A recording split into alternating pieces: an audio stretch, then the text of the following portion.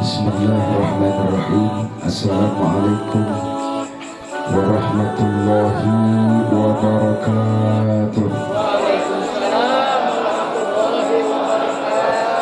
Allahumma salli wa sallim wa barik alaih. Allahumma salli ala sayyidina Muhammadin wa dawaniha wa afiyatil shifaiha wa nuril absari yariha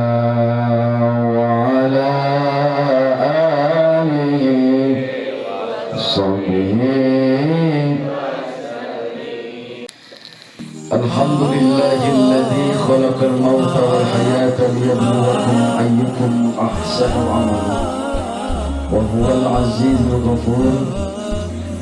Asyhadu an la ilaha illallah wa asyhadu anna Muhammadan abduhu wa rasuluh la nabiyya wa la rasula ba'dah. Allahumma salli wa sallim wa barik ala sayyidina wa maulana Muhammadin wa ala alihi wa sahbihi ajma'in. Qala Allah Ta'ala fil Qur'anil Karim, a'udzu billahi minasy syaithanir rajim. Bismillahirrahmanirrahim. Alladzina idza asabathum musibah qalu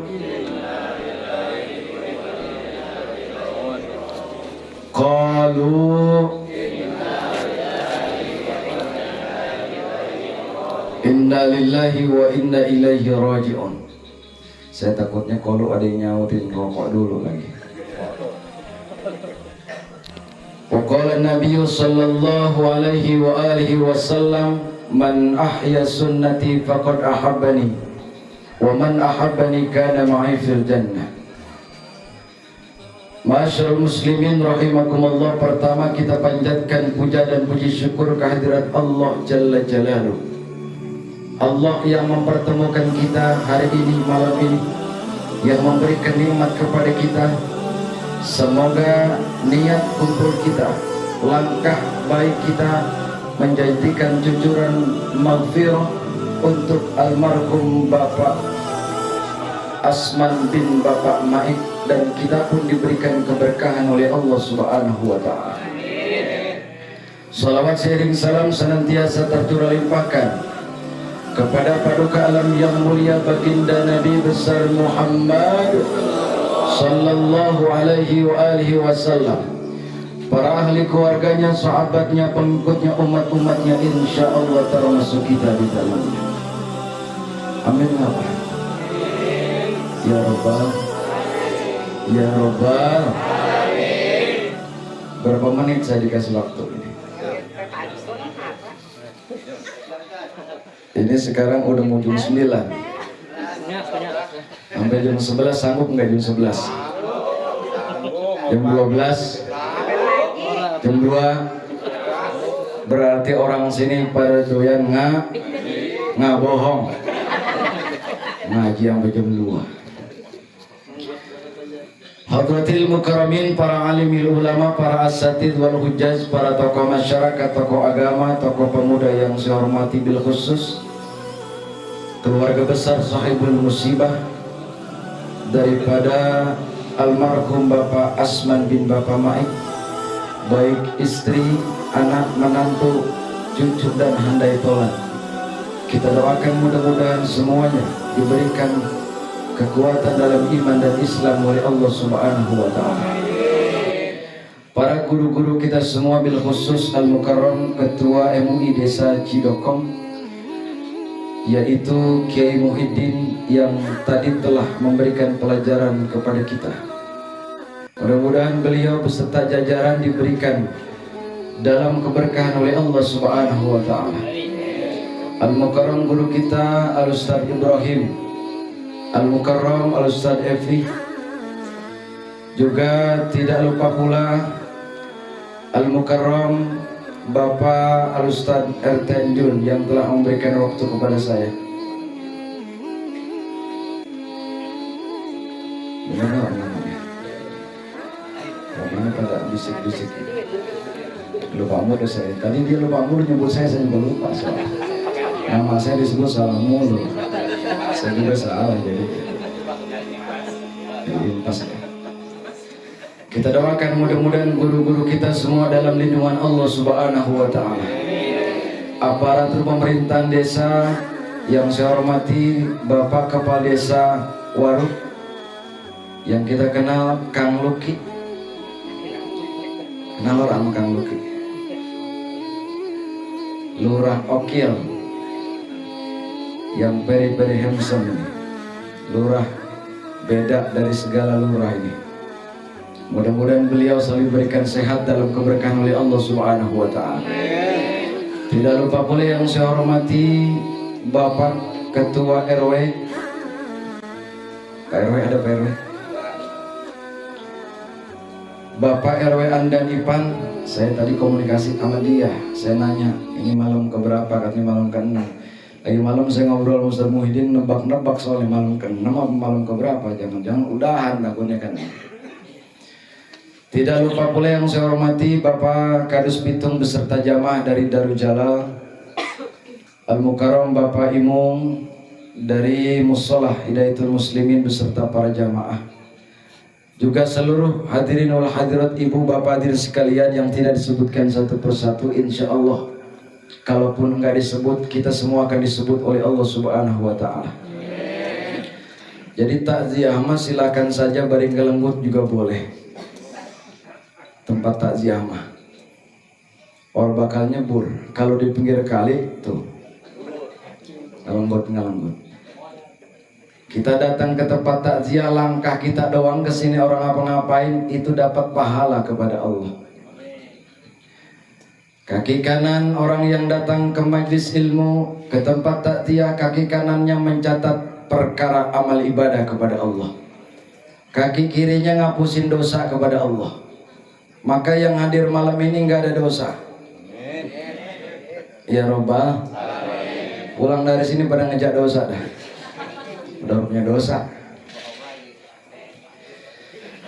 Bapak Ibu hadirin sekalian, sebelum ke arah yang lain, saya walaupun belum lama bergaul dengan almarhum, ada cerita istimewa dalam perjalanan ziarah ke 9 wali dengan almarhum.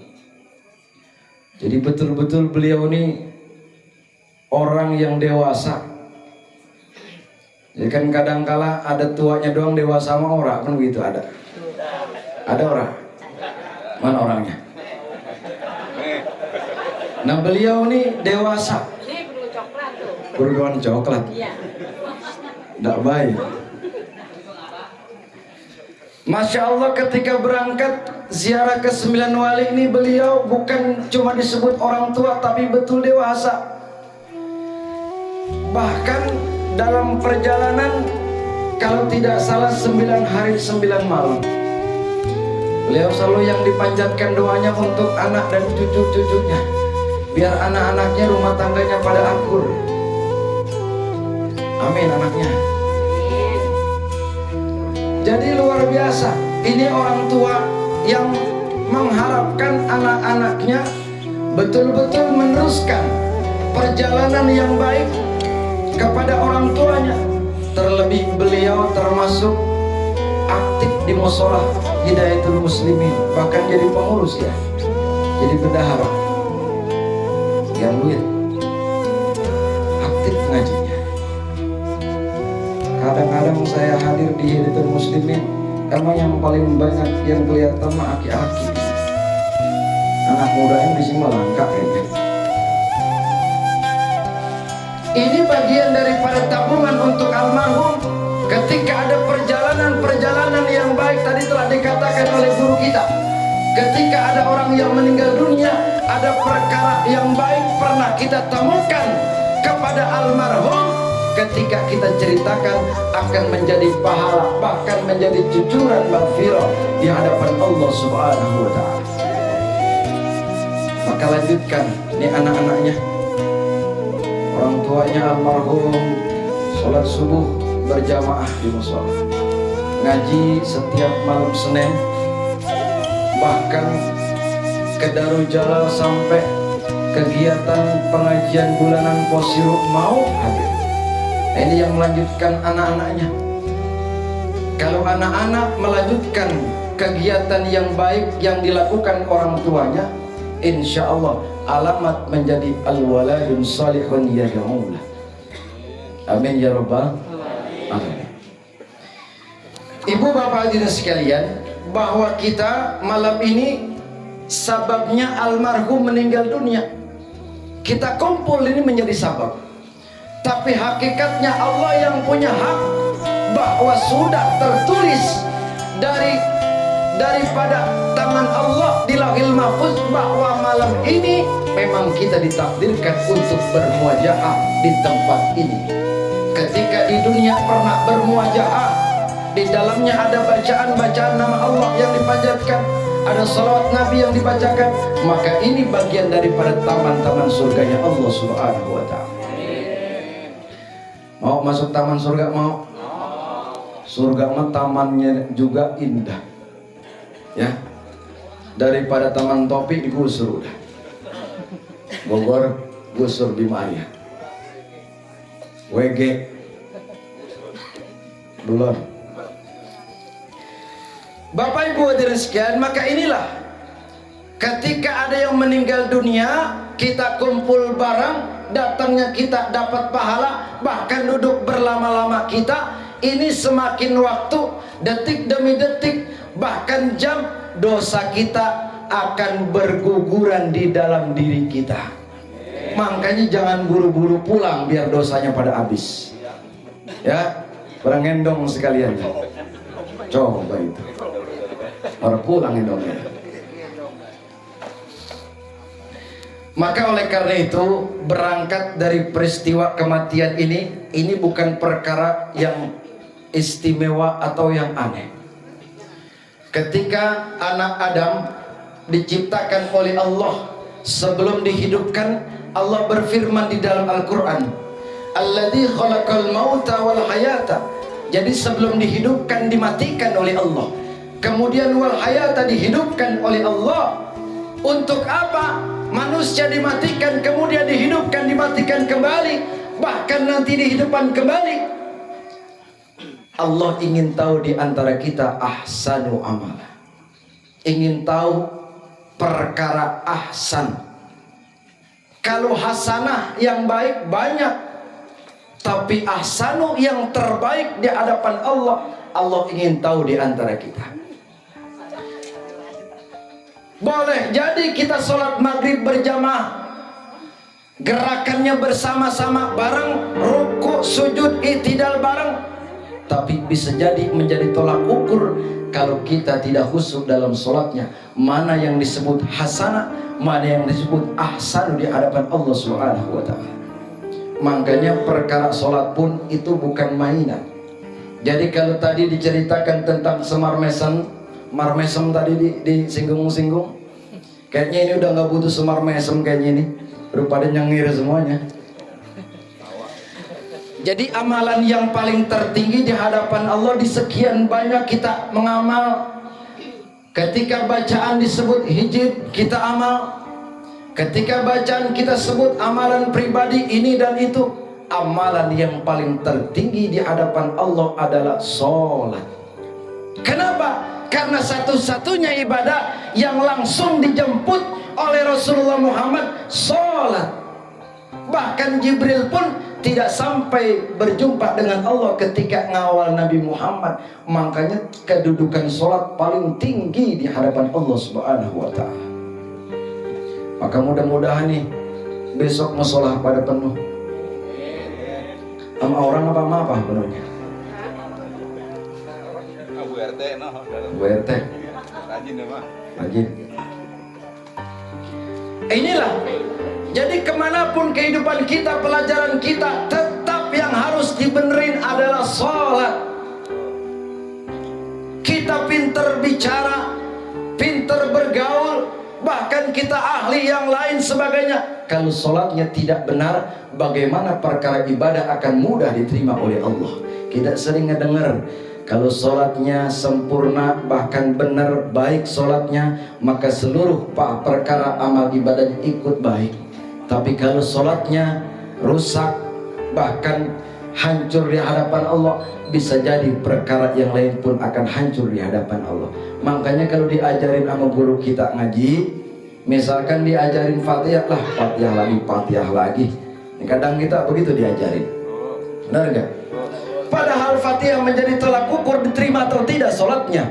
Kalau memang Fatihahnya baik, secara hukum tajwid, makhraj, ahkamul huruf, sifatul huruf, Fatihahnya baik, insya Allah sabab Fatihah baik, sholat pun akan baik di hadapan Allah Subhanahu wa Ta'ala. Makanya belajar Al-Quran. Nanti kan ada pertanyaan, man imamuka, siapakah imammu? Jangan sampai kita punya Quran di rumah, dari mulai beli sampai sekarang masih baru juga, belum pernah dikebet. Ada yang udah bulu sering dikebet doang, dibaca mah kagak. Kita ngaku sebagai makmum kepada Al-Quran, kita ngaku Al-Quran sebagai imam kita, tapi kita tidak mau mengamalkan, menghafal apa itu huruf hijaiyah yang 28. Kita lebih sibuk ngapalin ini pohon pisang, ini pohon rambutan, ini pohon nangka, ini pohon mangga. Walaupun yang lain itu adalah ayat-ayat Allah, lebih daripada angka 100 kita hafal nama pohonan, betul nggak? Kalau kita sebutin lebih dari 100. Tapi surah di dalam Al-Quran cuma 114 surah. Hafal nggak kira-kira kita? Paling nggak kulhu doang yang hafal ya. Itu kan nyungsang kadang-kadang. Orang tua kita kulhu nyungsang yang mana kali ya? Nah ini 30 juz 6.666 ayat, 114 surah. Kalau dirangkum itu Al-Quran jadi satu surah, yaitu suratul Fatihah. Jadi setebalnya Al-Quran itu kalau dirangkum isinya suratul Fatihah, menjelaskan tentang Fatihah, menjelaskan tentang suratul Fatihah. Suratul Fatihah kalau dirangkum hanya menjelaskan tentang Ar-Rahman Ar-Rahim, tentang menjelaskan kasih sayang Allah doang ternyata. Makanya yang kita harapkan adalah kasih sayang Allah Subhanahu wa Ta'ala. Amin ya Rabbal. Jadi lagi-lagi bagaimana caranya kita untuk mendapatkan kasih sayang Allah Subhanahu wa Ta'ala. Yang pertama, kalau kita sering menghadiri acara kematian, takziah, maka ambil hikmah, ambil iktibarnya. Jangan cuma kita hadir doang, berangkat dari rumah cuma nggak enak, nggak enak kalau nggak hadir. Atau karena di rumah nggak punya kopi misalnya, soalnya kan gratis kita ngopi. Saya mah nggak dikasih kopi emang ini dari tadi, mah sengaja saya. Yang lain pada ngopi, saya kagak, ntar saya ngambek nggak bisa. Nah itu, berangkat dari rumah ke tempat takziah, kalau hatinya lurus, pasti ketika lurus akan mendapatkan ridho dari Allah Subhanahu wa Ta'ala. Bisa jadi malam kumpul kita di sini, manakala ada saudara atau keluarga yang pada saat ini sakit, sababnya kumpulnya kita, sakitnya mereka diangkat oleh Allah Subhanahu wa Ta'ala. Bahkan bisa jadi lantaran kumpulnya kita malam ini, yang banyak utang besok lunas utangnya. Mumpung ada lurah saya ngomong gini.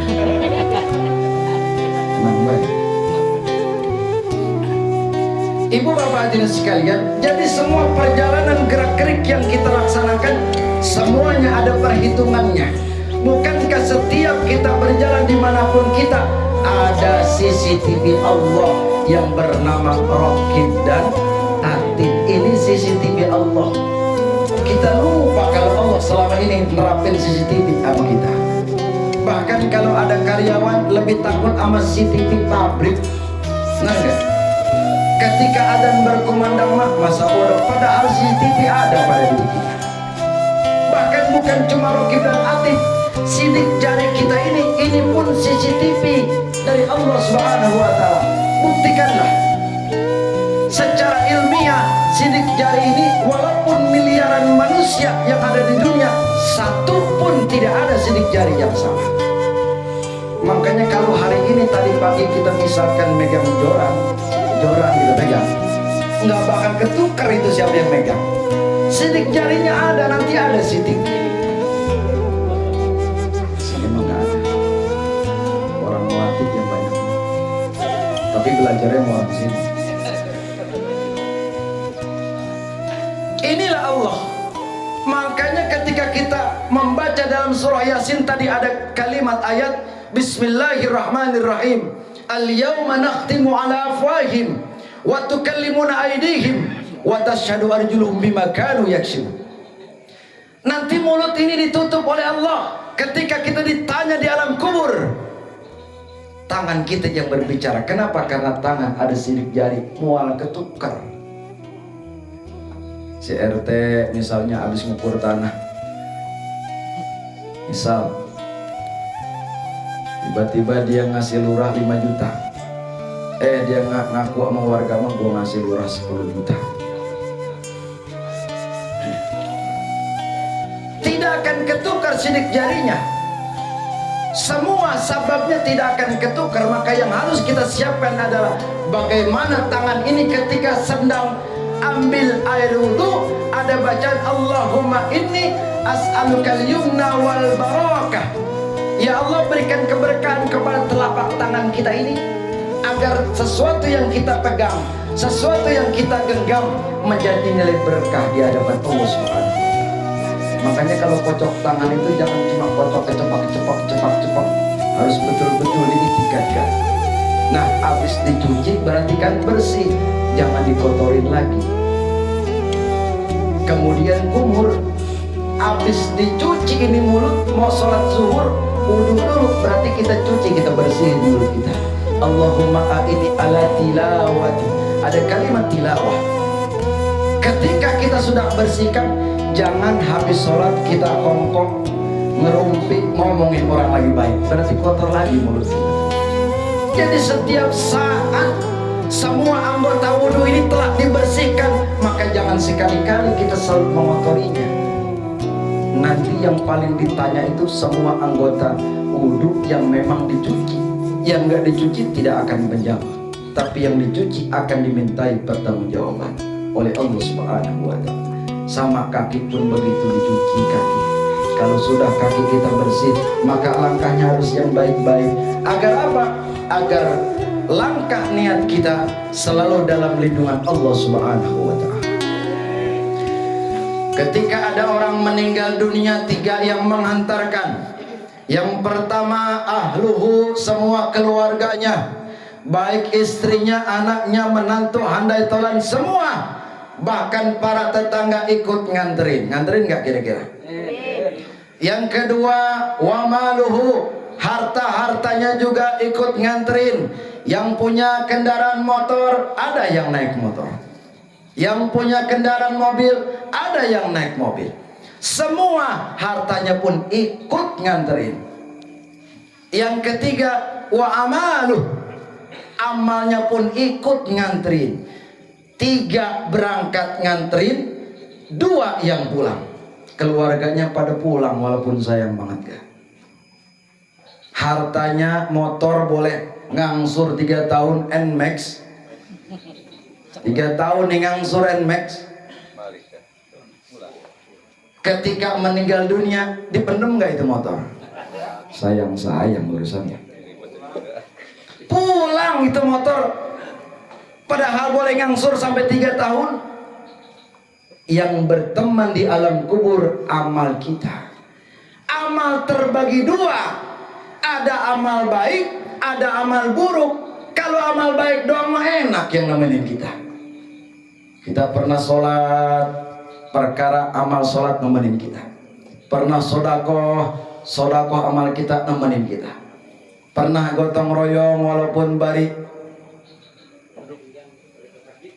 kekedik, nemenin kita. Semua perkara kebaikan ikut nemenin kita. Tapi ingat, amal yang buruk pun ikut. Contoh amal yang buruk. Dulu ini kita pernah ngeliat ada anak muda di depan kita nyolong ayam. Kita liatin, dia nggak tahu bahwa kita ngeliatin dia. Ketika kita liatin, wah bocah salah, bukan begitu cara nyolong. Kita panggilin tuh bocah, sini gua ajarin. Bukan gitu cara nyolong tuh, begini yang bener. Kita ajarin itu bocah, sampai lulus, bahkan punya anak buah lagi tuh bocah. Ini gurunya berarti kebagian nanti di sana. Bagian jatah. Jadi apapun perkara kehidupan, kalau kita tidak tobat kepada Allah, akan ke bawah. Makanya selalu dalam kalimat ketika kita berangkat untuk membacakan hadiah, orang yang mimpin untuk hadiah, Ustadz Ibrahim tadi mimpin kita, semuanya diawali dengan istighfar dulu. Kenapa? Karena dari pagi bisa jadi datangnya kita ngebawa dosa banyak banget ke tempat ini. Makanya sebelum bermunajat kepada Allah, istighfar untuk minta ampun agar dosa yang ada di badan kita dihilangkan oleh Allah Subhanahu wa ta'ala. Baru kalau dosa sudah diampuni, kita minta kepada Allah Subhanahu wa ta'ala. Maka jangan ditinggalin tuh istighfar. Ya, dicontohkan kenapa istighfar begitu penting. Ketika Sayyidina Ali karamallahu wajhah diperintahkan sholat 2 rakaat oleh Rasulullah Muhammad, ya Ali, kalau engkau bisa sholat khusyuk, aku akan berikan hadiah selendang. Sayyidina Ali kemudian sholat 2 rakaat. Ketika selesai 2 rakaat baru mengucapkan salam ke kanan, Assalamualaikum warahmatullah. Langsung Rasul dari belakang menanyakan, ya Ali, warna apa yang kau pilih? Hijau ya Rasul, kata Sayyidina Ali.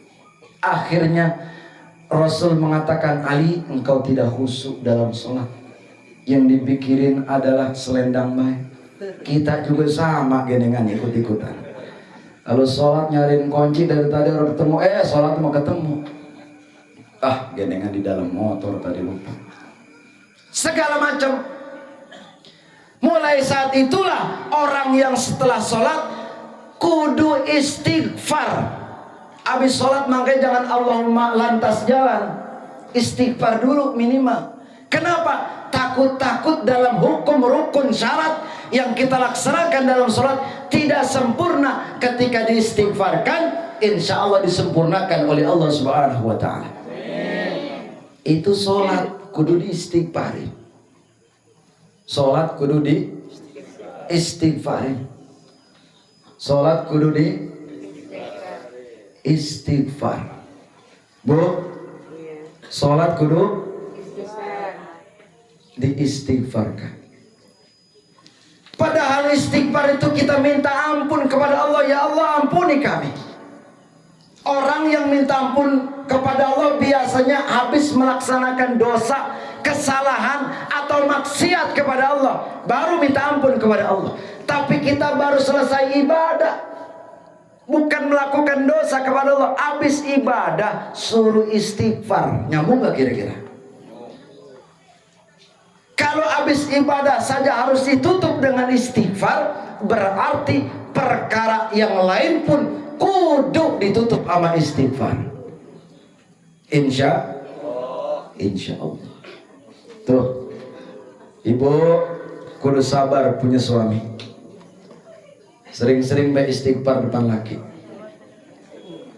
Bapak juga sama.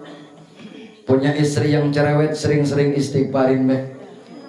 Emang modelnya begitu bini kita. Kalau dia enggak cerewet, kita enggak tahu punya belas apa kagak. Jadi seolah-olah Allah utus dibisikkan istri kita, tuh laki lu jangan lu bilangin beras udah habis. Akhirnya istri bini kita ngomong sama laki, bang beras udah habis. Marah nggak kira-kira laki itu? Marah nggak kira-kira? Orang kalau ada kopi ada rokok orang marah. Pukul dari pagi orang ngerokok orang ngopi bisa ngamuk. Nah, Jadi tidak langsung Allah berbisik kepada telinga seorang suami, berbisiklah kepada istri, lalu disampaikan lewat lisan istri, "Bang, beras sudah habis." Akhirnya suami dititipkan kalimat itu oleh istrinya, mikir, "Iya, beras sudah habis, ntar sore makan apa nih?" Akhirnya dia usaha. Tapi kalau seandainya istri baru gak ngomong, belum udah dibentak sama lanang, sama laki misalkan, besok-besok itu istri kita beras udah habis, ngejedok wae orang ngomong. Bener gak kira-kira? Daripada dia takut dibentak sama lanang, akhirnya besok beras udah habis, dia diam baik. Dari pagi sarapan ora ada, dia diam baik. Pas udah jam 11, suaminya udah mulai sakit perutnya, lapar. Bini gue diem baik, belum ada yang ngebul-ngebul aja, ngebul. Pas nanya, "Mak lu biasanya goreng nasi pagi-pagi, kenapa orang goreng nasi?" "Abang sih kemarin saya ngomong diomelin, akhirnya saya gak ngomong udah 2 hari nih. Beras habis bang." "Lah kenapa beras habis?" "Diem baik, kemarin saya ngomong diomelin, saya udah dibentak lagi." Akhirnya nggak nyambung gitu. Makanya ini hadirin sekalian, ini hanya syariat sabab doang. Kadang-kadang bini ngomong sama suami sabab doang. Allah yang memerintahkan. Bukankah satu helai daun yang jatuh dari pohon tidak lepas daripada kekuasaan Allah? Istri pun ngomong sama lanang, sama suami, itu tetap izin Allah. Tuh, dengerin lanang. Selanjutnya, ini lanang sekarang ngomong sama bini. Tadi kan bini ngomong sama suami, sekarang suami ngomong sama bini. "Mak lo ngomongnya apa ya? Orang Jedokong mak lo ya. Ya kalau kita ngomong ayang-ayang bem-bem ya ilah. Makanan usam kalau ayang-ayang bem lah. Mak lo, kira-kira boleh nggak kalau gua nyari lagi?" Ini lanang ngomong nih sama bini. Ini kira-kira jawaban bini apa nih? Silakan, bosan gak nih? Nih kalau istri kita sensitif, udah kagak ngejawab lagi dia. Habis perawatan rumah. Padahal belum terusin. Ini suami mau ngomong, "Mak lo, gue pengen nyari lagi, kira-kira boleh nggak?" Harusnya kan ditanya, "Nyari apa bang?" Ya ditanya dulu, dijelasin dulu. "Itu motor kan udah bekas, rumahnya udah kurang bagus, gue pengen nyari motor yang baru." Kan begitu ujung-ujungnya mah. Makanya jangan buru-buru marah-marah. Baik nih, nenek-nenek kadang-kadang kan belum apa-apa marah-marah baik. Inilah dalam rumah tangga seringkali komunikasi kita tidak bangun, akhirnya kesalahpahaman terjadi. Tahun 2020 Kecamatan Gunung Sindur ini statistik perceraian meningkat 2020 kemarin. Signifikan meningkat. Karena sekarang gampang banget. Benar. Gara-gara setan gepeng bisa cerai itu rumah tangga. Apa setan gepeng? Bonggan bela. Ini kadang-kala nih setan gepeng, wah bikin masalah minta ampun. Kalau kita tidak bisa gunakan setan gepeng, benar-benar ikut gepeng kita. Rumah tangga habis urusannya. Statistik 2020 Kecamatan Gunung Sindur ini naik angka perceraian. Masya Allah. Walaupun bahkan lebih banyak terdata keluhannya ada pada istrinya. Lantaran apa? Lantaran suaminya di rumah gajinya kecil, istrinya kerja gajinya besar. Gara-gara begitu doang. Padahal dikatakan, kita diajarkan oleh guru-guru kita, perempuan yang sedikit-dikit mempermasalahkan ekonomi dalam rumah tangga, dikit-dikit ekonomi, dikit-dikit harta yang dipermasalahkan, dikit-dikit kepunyaan yang dipermasalahkan. Perempuan yang model begitu dinamakan dayus. Bukan gayus tamburan. Dayus, apa itu dayus? Jangan pun dimasukkan ke surganya Allah. Nyium aroma surga tidak diperkenankan oleh Allah Subhanahu wa taala. Na'udzubillahi min zalim. Kedua, dalam rumah tangga itu apa? Tidak adanya rasa cemburu. Bini tiap hari pagi-pagi udah dandan, berangkat bodoh menang kita, bagai lanang, bagai suami. Kadangkala bini cuma telepon, bang saya nginep nih di rumah teman acara arisan, ya udah nggak apa-apa. Karena hilang rasa cemburu kita. Ada nggak yang begitu? Jangan sampai terjadi ayam nggak pulang jam 5 dicariin, bini orang pulang dibagiin baik. Tidak kamu begini. Jam 9 lewat ini. Kalau seandainya tidak ada rasa cemburu dalam rumah tangga, bini ngongkong ditelitikan, didiemin baik misalnya. Siapa yang doyan sama bini gua lah, bagiin baik. Tidak ada rasa cemburu, bahkan suami ibu berangkat kemanapun lah, siapa yang menggodain lanang gua, diajak kondangan gua malu. Cemburu sudah tidak ada. Ini dikatakan dayus. Kalau tidak ada rasa cemburu dalam rumah tangga, dayus namanya. Tadi apa dayus? Jangan pun masuk surga, diperkenankan aroma surga saja tidak oleh Allah Subhanahu wa taala. Na'udzubillahi min. Jadi kudu sering-sering cemburu, tapi jangan cemburu buta. Ya, Ramadan kita emang judulnya ngaji BKMT tingkat desa.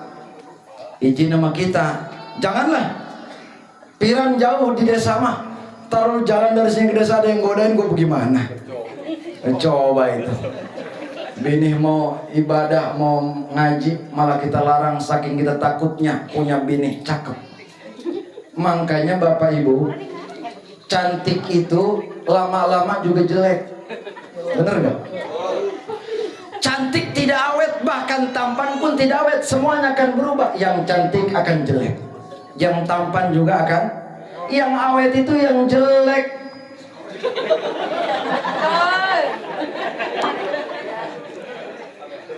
Awet gak jelek? Awet. Orang bakal berubah yang jelek jadi cakep? Enggak ada. Ya lo kan be. Makanya ini zaman sekarang lantaran apa namanya, berangkat dari sensitif hidup bermasyarakat, lantaran kadangkala ini memang sering diceritakan sama ustadz para guru, tapi ini memang nyata. Tetangga kita beli motor baru, meriah nggak kita kira-kira? Kalau kita meriang, tetangga yang beli motor, kita yang meriang, ini nggak nyambung. TBC katanya. Bu RT dikit-dikit ganti gelang, dikit-dikit ganti cincin. Bu RW meriang. Ini nggak nyambung. Kalau judulnya begitu mah, ya udah aja besok pagi bini bapak nih, bapak ajak ke pasar Parung, kemudian ke toko emas, pakai cincin, gelang, kalung, foto sama bapak tuh, bini jadiin status. Udah tibang motor doang, gak usah dibeli. Kita lihat abis kita jadi status, kira-kira yang meriang siapa nih? Nah, berarti itu orang punya penyakit hati. Besok datang lagi ke showroom Yamaha NMAX, bini suruh nangkring ke atas motor, diam-diam logo foto situ. Habis kita foto, kita upload lagi Facebook, WhatsApp, kita upload. Ada lagi baik yang kejang-kejang, ada bukan meriang lagi. Ini zamannya sudah begitu. Tapi seandainya ada tetangga kita ahli sujud, ahli ibadah, tidak, kita diam aja, nggak keserian kita. Padahal apa? Lantaran banyak orang tua yang bangun tengah malam, bahkan sujud kepada Allah, angkat tangannya kepada Allah sambil nangis, gara-gara orang tua macam begitu kita utang budi. Ini kelihatan orang sini nih sering bangun malam ini. Lagi ibu-ibu mah rutin tengah malam bangun. Kencing katanya itu. Tidak urusan itu. Kita hutang budi kepada orang tua yang sering sujud tengah malam kepada Allah. Kita enak-enakan maksiat. Bahkan kita hutang budi ketika ada ibu-ibu yang masih menyusui. ibu masih menyusui. Tidak akan diadab satu tempat kalau ada bayi yang masih menyusui. Perintah hadisnya, orang tua bangun malam sujud, bayi tanpa dosa banyak yang nyusu. Jangan dibalikkan. Berapa ya? Gara-gara orang tua bangun tengah malam nyusu, dibalikin berarti. Banyak bayi tanpa dosa dibuang ke tempat sampah. Na'udzubillahi min dzalik. Nah, inilah yang harus kita introspeksi, muhasabah. Nih, dunianya sudah tua. Ulama-ulama kita sudah mulai banyak yang dipanggil oleh Allah. Kalau guru-guru kita, ustadz-ustadz kita, ulama-ulama lebih dulu dipanggil, kita mau nyender kemana? Kita diajarkan cara sholat yang benar, baca Quran yang benar, sedekah yang sah, wudhu yang sempurna, sama ulama, sama ustadz-ustadz di tempat kita, bukan ustadz yang jauh. Kadang-kadang kita salah menghormati guru, tapi guru kita setiap minggu ngajarin kita alif-alifan bagaimana cara sholat yang benar. Kadang-kala kita semuanya dewe ngasih juga setahun sekali, itu pun sekalian zakat fitrah. Kebina-bina ini orang. Allah sedih kalau ada ulama yang tidak makan seharian lantaran tidak punya harta. Allah sedih kalau seandainya ada guru pengajian, anaknya mau jajan tidak punya uang. Allah marah kalau seandainya ada masyarakat jamaah yang makan enak, punya kendaraan mewah, tapi dia tidak pernah ingat kepada guru-guru. Allah akan marah. Bagaimana cara kita mahabbah kepada guru? Maka ini yang harus kita perbaiki untuk beribadah. Jangan sampai kita sering diajarkan ngaji misalkan sama Ustadz Epi, kita sampai saat ini udah berapa tahun diajarin ngaji sama dia, tapi sampai saat ini kita nggak tahu isepan rokoknya merek apa. Kalau kita nggak tahu berarti belum pernah ngebeliin kita. Kebina-bina itu murid kalau gitu. Nah, ibu bapak hadirin sekalian, barangkali tidak lama yang dapat sampaikan, kesimpulannya adalah kullu nafsin dha'iqatul maut. Yang hidup pasti merasakan mati. Ingat, merasakan berarti kerasa yang namanya kematian. Ya, berpisah ruh dari jasad terasa. Bahkan pernah saya sampaikan, saya pernah menyaksikan ada orang yang dalam proses sakaratul maut sampai ngulet badannya. Saking dahsyatnya sakaratul maut. Makanya kalau kita sering berzikir kepada Allah, nyebut la ilaha illallah, subhanallah, alhamdulillah, Allahu akbar, astagfirullah, kebiasaan lisan kita akan terbawa pada proses sakaratul maut. Tapi kalau kita sering ngomongin janda, ke bawah urusannya baik-baik. Nah, makanya diberikan sudah kita ampunan oleh Allah. Umat Rasulullah itu diampuni dalam proses sakaratul maut sampai malam yughargir, sampai ruh sudah berbolak-balik di tenggorokan. Kalau memang ada waktu untuk taubat, tetap diterima oleh Allah Subhanahu wa Ta'ala, walaupun ruh sudah sampai tenggorokan. Sholat kagak pernah, ngaji kagak pernah, sedekah nggak pernah, tiap hari ngomel deh kerjaannya. Kalau memang dia mampu melewati sakaratul maut malam yughargir, ketika ruh sudah berbolak-balik di tenggorokan, tetap diterima. Cuman kira-kira kalau sholat nggak pernah, ngaji nggak pernah, sedekah nggak pernah, mampu nggak mengucapkan kalimat Allah? Tidak. Alamatnya sering ngumpul dengan orang-orang soleh. Insya Allahumma salli wa sallim wa barik alaih. Salatullah salamullah ala taha rasul. Salatullah salamullah ala yasin. Semuanya. Salatullah salamullah ala taha rasulillah.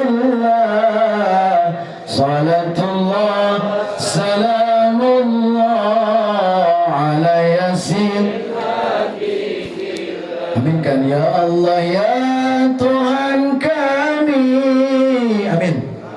Beri kami uang sepeti untuk bisa berangkat haji, sisanya bikin rumah lagi. Salatullah salamullah Rasulillah. Salatullah salamullah ala Yasin. Ya Allah ya Tuhan kami, beri kami uang yang berkah untuk bisa berangkat ke Makkah, sisanya buat beli sawah. Salatullah salamullah ala taha Rasulullah. Salatullah salamullah ala Yasin Habibillah. Astaghfirullah Rabbal baraya.